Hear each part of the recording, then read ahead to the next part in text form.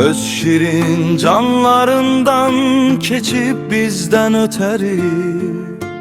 Bugün her birimize aziz candı şehitler.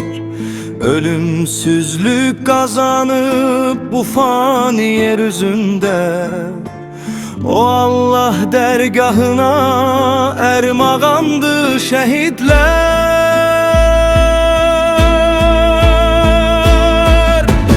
Şehitler könlümüzün sirdaşıdır hak deyip, peygamberler dostudur, yoldaşıdır hak deyip, Müslüman birbirinin kardeşidir hak deyip, gör nece âli cenab mehribandı şehitler.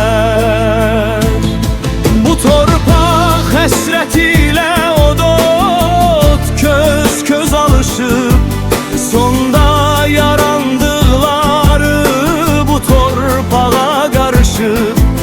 Qarabağın bağından elə möhkəm yapışıb, vətən səmalarında sıralandı şəhidlər.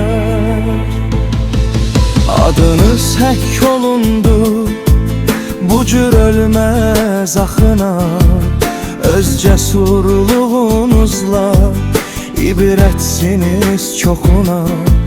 Allah deyir sizlərə şah damardan yaxınam, bizim damarımızda xan qandı şəhidlər.